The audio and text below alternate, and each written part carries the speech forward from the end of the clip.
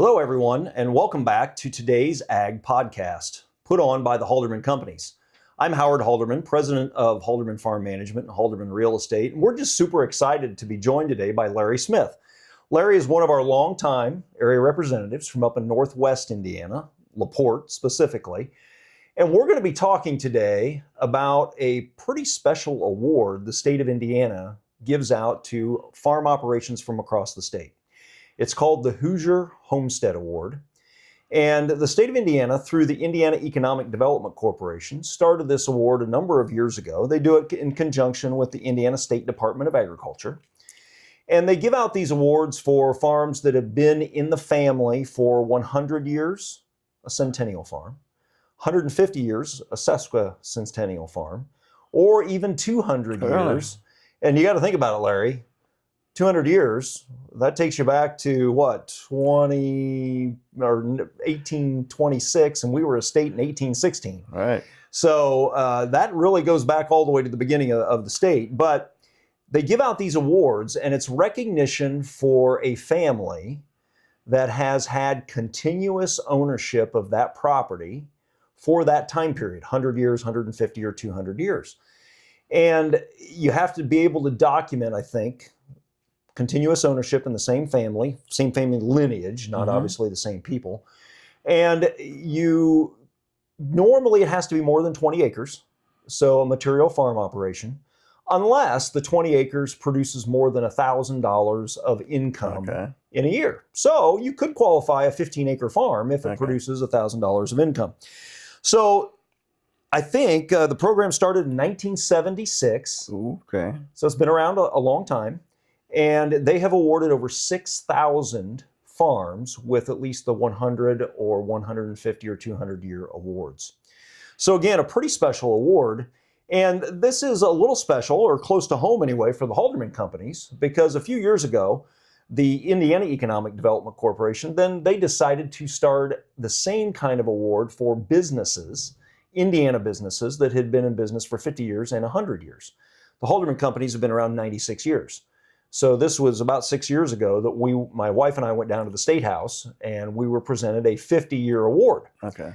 I remember the kids that night said, "Well, Dad, I thought you said we'd been around 90 years." And I said, "Well, we've been around 90, but not 100. Okay. So we only qualified for the 50 at the time.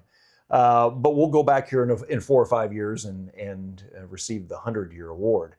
But it's a real testament, I think, to farms, in the case that we're going to talk about today, or businesses that have been around for a long period of time in the state of Indiana. And so I think it's pretty special that the Indiana State Department of Agriculture and Indiana Economic Development Corporation do these awards. Here at Halderman, we manage hundreds of farms. You've managed dozens, hundreds of farms in your career. And many of them own multi-generational. And some have been in a family for 100 years. But in what we're going to talk about today, Larry, is a farm that you know very well because you grew up there. It's your own family farm, the Smith family farm, that's been owned for more than 100 years. And so we'll get into that. But before we do, I thought it would be good for you to tell the audience, how did you get started with Halderman? You didn't start just yesterday. And so how did you get started with Halderman? And you didn't start where you ended up. You started down in Rushville, as I recall. This predates me, actually, listeners. But he started in Rushville, Indiana, then he moved to LaPorte. And so give us a little history. Well, after I graduated from Purdue, I was in the farm supply business and for several years. And I kind of got the idea that I'd like to do something a little bit different. And so I contacted Larry Jordan, who was with Halderman's, but also a colleague of mine at Purdue. He's much, much older than I am. But anyway, we lived in the same residential house. And then he got me in contact with Robert Halderman. And I came to Wabash, was interviewed by Robert. And then later, my wife and I came back, was interviewed by Robert and Janet Halderman, which was probably the custom at that time. But it was a great thing for my wife to know that she had value to my job, our job, in reality. And she has worked off and on in my home office for several times. So that's how I came to work with Halderman's, a desire to being somewhat of a type of business that was mostly my creation or scheduling, I guess I could say. And that was in what year? 1978. So you start in 1978, and then you did in fact start in the Rushville area. Yes, So yes. southeastern Indiana. I was there for about 5 years, and then another person was retiring, leaving the Halderman company and moving to Florida. And so I was asked to come up there, and that fit us really well because both closer to Wabash County, which I'm from, North Manchester area, and my wife's family was over around Goshen, New Paris. So it put us all 100 miles closer to home, and we were having children at that time, and everybody's pleased by it, and I enjoyed Northwest Indiana. So 1983, yes, you moved to LaPorte, Indiana, and LaPorte County. I would argue LaPorte and Northwest Indiana has been one of our strongest areas historically.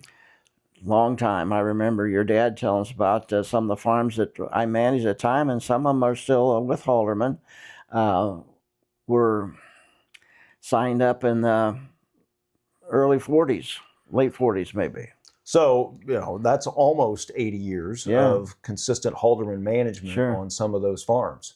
And again, speaking about the legacy of farm operations and 100-year farms, when we've managed it consistently for the same family for 80 years, we then have sometimes the opportunity to help a family receive a Hoosier Homestead Award. So getting to your farm, tell us a little bit about the Smith Farm. Okay. How big is it? Where is it? And who bought it originally? Well, it was purchased in 55 acres of it was purchased in 1843. 1843. By my probably great-great-great-grandfather. And then he passed it on to his daughter and my grandfather and then my parents. But then they've added acreage to it that's contiguous to it now. So that's what we kind of consider the whole farm now. There was 200 acres, and it's been part of our family, and my folks passed it on to my sisters and I, and we greatly enjoy the ownership of it. It's been the blessing to me has been how much interest my sisters have had in continuing ownership.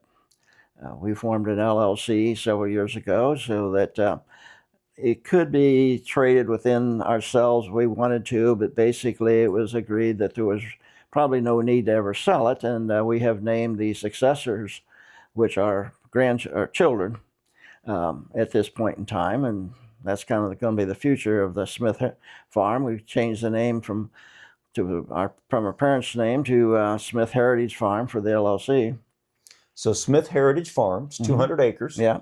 It's north of Rowan, Indiana. Oh, yes, yeah. And so this would be in northwest Wabash County. Right. For those of you listening that might be anywhere in the world, Wabash County would be smack dab in the center of north central Indiana. And it is where our headquarters is located in the county seat of Wabash. So the farm's what, 15, 20 minutes from where we sit today? Yeah, it's about 16 miles, yes. And specifically, it's about halfway between Silver Lake and North Manchester. Several renowned cities in Indiana, of course. But some of the best. So, you grew up on this family farm, and how many generations would it be now, Larry? Are we talking 6? Well, not as many as you'd think, because the family has never gotten married young or had children young. I can say I think there's probably maybe 5 generations. Okay, maybe 4, yeah. But still, 5 generations of ownership, even if they're elongated generations, is a long time. Were you born on the farm or born in the hospital? I was born in a hospital at Huntington. Yeah. So you're born in. What's your first memory on the farm? Because you grew up there, right? Yes. I was thinking about that the other day. I can remember standing in the kitchen window looking at my dad pitching manure out of the barn into a manure spreader, that kind of thing. And at that time, my dad still had a team of horses around. He, of course, had a tractor, but certain things he did with horses at that time. And other memories were, of course, the family dog and all those kind of things that you grow up with and think about. And I had a sister a year younger, so we were quite involved in things around the farm as really young kids. Grandparents come in to visit. Mm-hmm. I can remember my paternal grandfather when he still lived and came to visit the farm at that time, which he had sold to my father. And your dad farmed the farm himself? Oh yeah, my dad's always farmed the farm, yeah. And my grandfather, everybody's always been the active farmer on the farm that they land. Until your current generation? Until my current generation, yeah. Yeah, I'm a failure. I decided not to be a farmer. So. You decided to help a lot of other farmers and farm landowners in that process. So this Hoosier Homestead Award, how did you become aware of it? Well, my folks told me that they had, I don't remember if they told me they'd applied, or I guess they told me, I think really they showed me the sign. Okay. I was not living close by at the time, maybe at Rushville.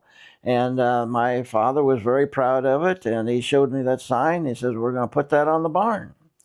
And it was on the barn until the barn burned. And I never was able to salvage it after the barn burned. But anyway, it meant a lot to my father and mother, of course, but also us kids thought that was pretty neat. And I think my sisters are aware of the award, and we need to reapply again for probably the 150. I don't know if I'll make it around for the 200, but it won't be that long. It will not be that long. What, 17 years? Yeah. It will have been in the Smith family for 200 years. That's simply amazing. Do have you helped any clients apply for the Hoosier Homestead Award on their farms? I have not. I apologize for that, but I met with a prospect, and you were with me, who said that he would like help in his farm, and we will soon become involved with that farm, I know. And just really realized we've got some other farms that we should be taking time out to help the owner get applied for it. So this award today, they give it out twice a year. Okay. And one time is at the State House down in Indianapolis, and the second time is right now. State Fair, yes. At the State Fair. Mm-hmm. And I know Pat Karst and the Karst family farm. Pat's one of our vice presidents.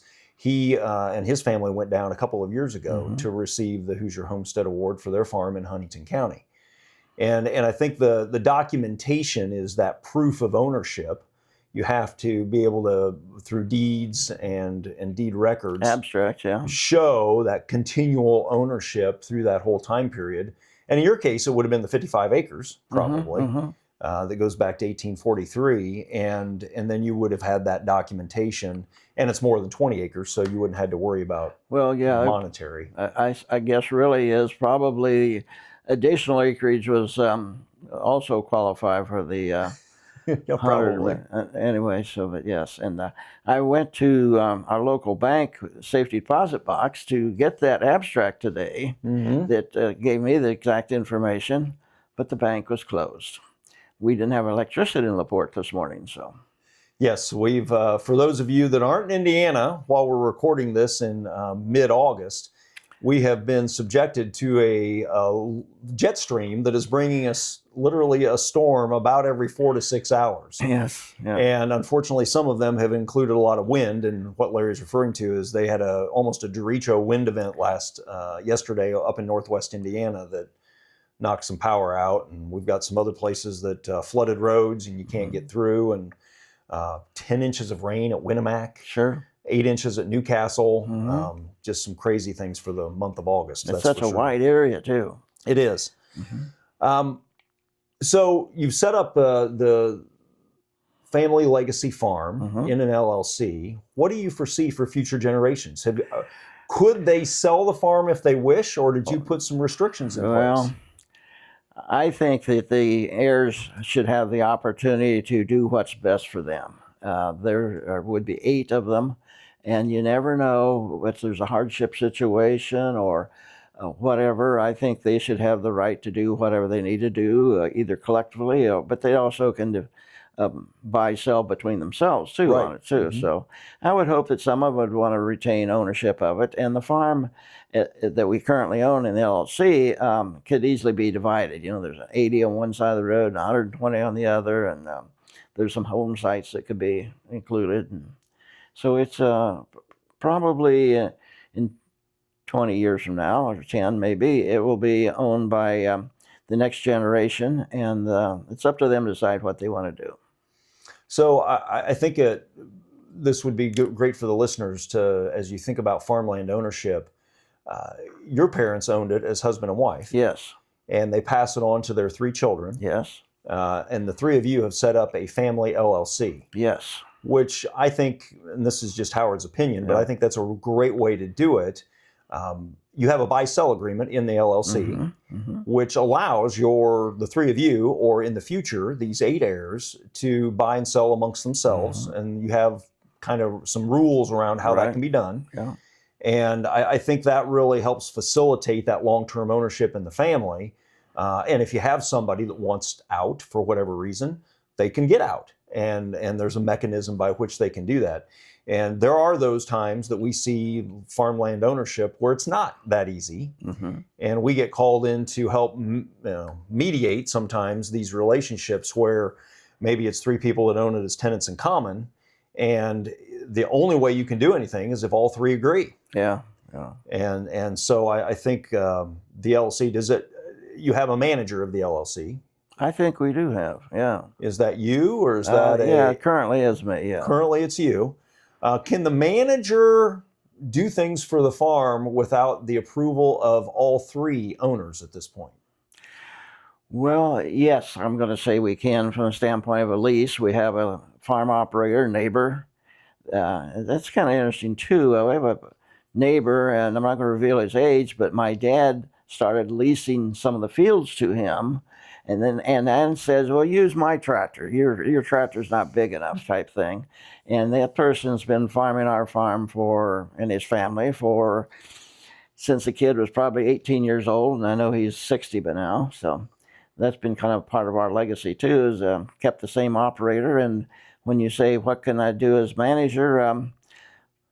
Probably about anything from standpoint. We still share lease on a modified scale, and so, I can sell grain and buy inputs and negotiate a farm lease without anybody approval.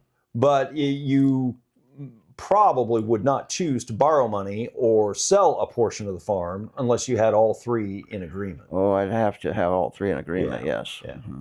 So, and again, this gets into a lot of legal work, and I always recommend that you talk to your own legal advisor when you set up an entity like this. But it sounds like what you've done is something that can be flexible. Yes. But at the same time, it's a great vehicle through which the next generation protects all of us too. Right. Yeah. Everybody's protected from a liability standpoint. I think that's a great point. But it gives the flexibility for the next generation or your current generation to buy, sell, get in or out. Yeah. And I think that's a real smart way to do it. And the ownership is strictly by direct heirs. So they have to be direct lineage of the Smith family. And they could you sell shares to an outside party? There are some comments in the operating statement. No, we can't sell to outside. Okay. So the buy-sell is purely amongst family members, and they have to be direct lineage. Interesting. Yeah, and I was with a farmland owner, very large farmland owner, a few weeks ago, and they chose to not allow the next generation or future generations to sell the farmland asset. And that's their own choice, right? They own the farm today. I tend to agree a little more with you that I think I would let the next generation determine, because you never know. There could be a unique opportunity that comes up that is something they want to take advantage of that we can't project at this point in time. Yeah. And they should be able to have that opportunity to do so. In my management years, I've noticed sometimes we've had heirs that had physical handicaps, or maybe were welfare of the state, but they still own a farm, and it really took challenged the ownership of what they could not do to it, because theoretically they were owned a significant value of assets. But if it became cash, then it was another matter. Or sometimes they needed cash to do things. So I like not to be restrictive to the next generation. So the farm, it's 200 acres. Does it include the home still? No, we've sold the home off. Yeah. Okay, so that's just land. Yeah, How much cropland out of the 200 acres? about 165. Okay, and then the rest is hardwood timber?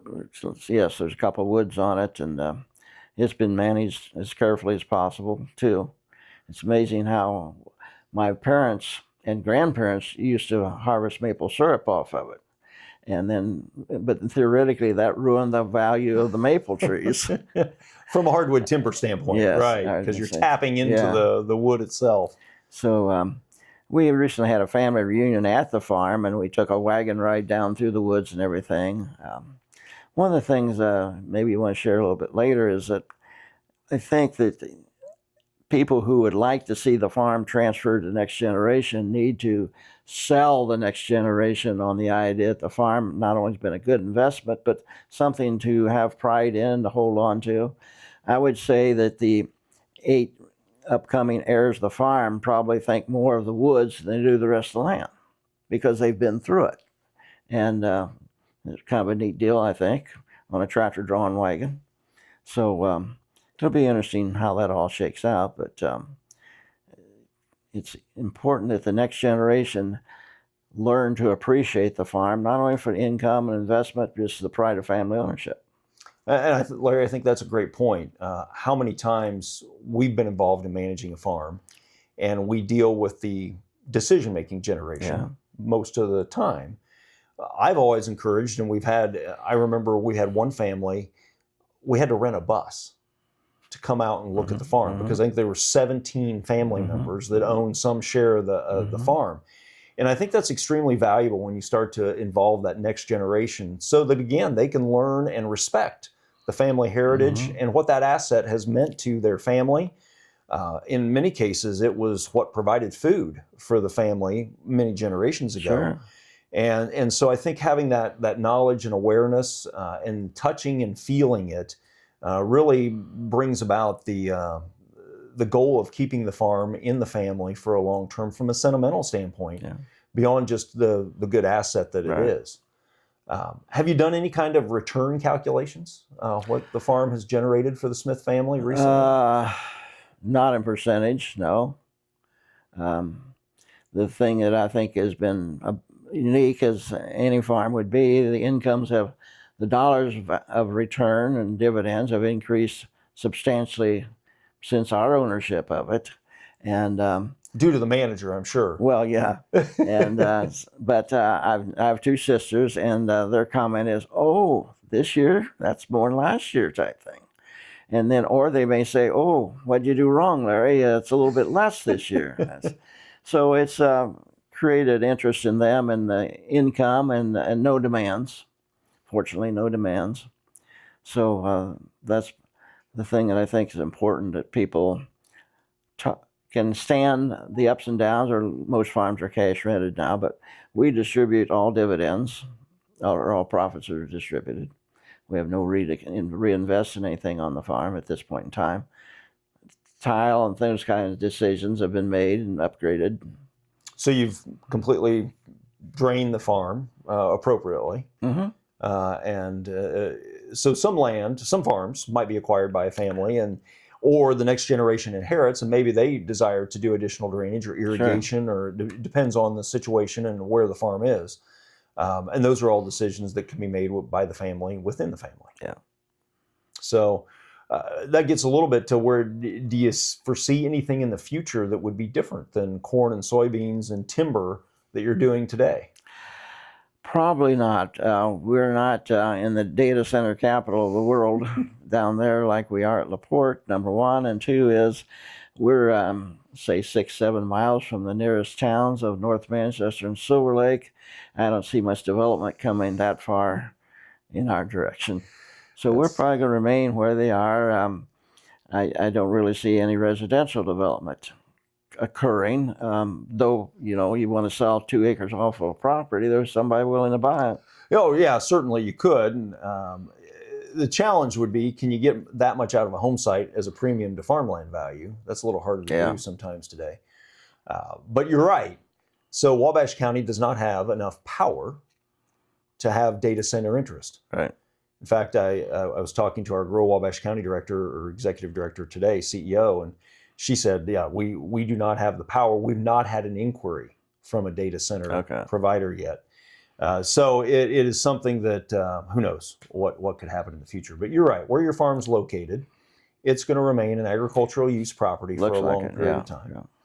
And as you said, you've got it in a position where it's growing corn and soybeans, wheat, it could, and timber, which hardwood timber in the state of Indiana is a very valuable crop. Yes. What species have you sold out of the woods? Well, I haven't sold any, but we're about getting ready to. See, my dad sold some down in his retirement years just because he had wanted to, thought it was time to do so. And so since his death and my taking over management, we have really encouraged the growth. We've taken out some invasive species, and we've done some things to encourage growth.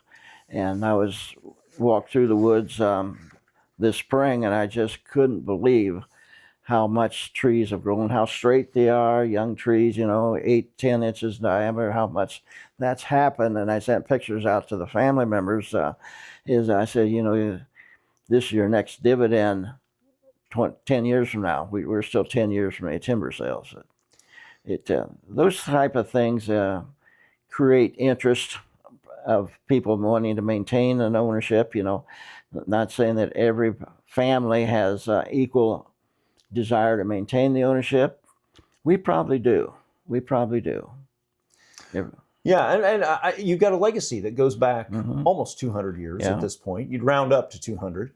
I think the job that you've done, the respect that I know your 3 sons would have for the farm management that you've done over the years, I just see that why would they sell? Yeah. It's a very good asset. It probably causes them very little worry at this point. I don't think they worry much. No. Yeah, I would imagine they don't. Do you allow any hunting on the property? Yes, we do. We get a fee for hunting, and that's important too. Not only the fee for it, but when you let somebody hunt your property for a fee, the hunters on the other farm, neighboring farms, don't encroach typically. There's respect. Yes. So it's a way of protecting our property. Yeah, it does. And the deer population is a little less, so it's less damaging to your crops. That's true, yes. The next summer. So anything else you want to share about the Hoosier Homestead Award or your thoughts on the meaning of that for a farmland owner? Well, I think that all older, let's say 60 on up landowners should consider what they're going to do with their farm in the future, but they also should try and instill, if they would qualify for the award, is to get it done. It's kind of like maybe families that celebrate the 50th wedding anniversary and things like this. It marks a tenure of time, and it means that people have endured the times, is what I want to say. We just celebrated 250 years of the United States. I think back at my family's heirs, my grandparents, and before that, what life was like then. Occasionally I think about that and how thrilled they were when they got electricity and things like this that we take for granted, but it was part of their lifestyle, and they suffered through their depression, 2 world wars, and my parents did as kids, they were. And so these things have, this land has lasted through all of it. And the family that operated it and owned and operated it survived financially. There was no need to decide to go in or even being forced into another occupation. And so it was a income provider to them. And the thing that I look at land legacy is that it shows, if you can pass a farm on, it shows that the current ownership and passes it on, or has the ability to maintain a business. We know that a lot of businesses are, as your own, is getting ready to be qualified someday for 100 years. So what does that really mean? To me, it means that the business was successful for several generations, that the succeeding generation has respect for the family that developed it, that they are acquiring the property and taking over ownership, however it means they acquire ownership, and it means that they have the ability to do it. And we know that not everybody that's going to inherit a farm is going to want to keep it, but I think that the current generation of ownership, like ourselves, needs to instill upon our children the value, not only the sentimental value, but the financial ability to own a farm. My sisters would say it's nice to get a dividend. And I suppose if the next 8 would say, well, it's nice to get a dividend. It may not be real big on that size farm, but it's a dividend, you know? And you don't intend to sell the farm, but from a balance sheet perspective, Yeah. farms appreciate at 4 to 5% a year. Yeah. And so the value appreciation in that, I know that there's been studies done, and I don't have the numbers right in front of me, but I think if you put $1 in the stock market in 1930 and $1 in farmland in 1930, they're pretty equivalent today. Sure. And the stock market's at the all-time high. Yeah. Farmland's at the all-time high. Right. Yeah. So it's a great asset. It leaves a family legacy. In your case, it provided a living and an ability to survive through very difficult times. The Depression, World Wars, all of those things that you articulated. So it's farmland is different than a lot of other assets in that unique attribute that it is a family legacy type of asset.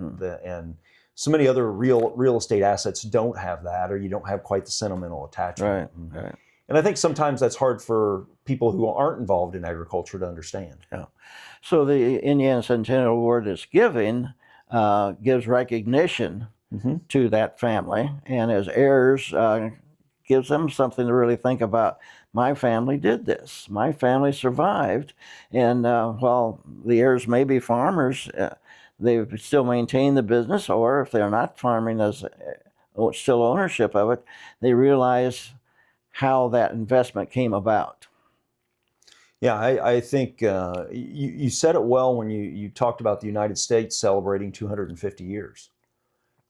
We all, as a country, celebrated in that this summer, and how meaningful that is to celebrate our existence as a country and the independence that we've enjoyed. For farmland ownership to be in excess of 150 years, nearing 200, says a lot of the same attributes. I think so. And that's really a cool aspect. So as we wrap up here, I want to thank Larry for joining me today and to talk a little bit about this award. And I do want to compliment the state of Indiana and the Indiana State Department of Agriculture for continuing to give this award out since 1976. Hopefully, if you do have your farm, you've had it for 100 years, you can document that.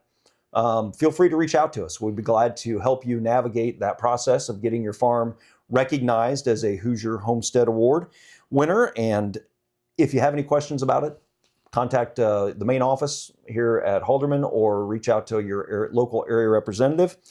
And otherwise, we'll see you next time on today's Ag Podcast here by the Halderman Companies. Thank you.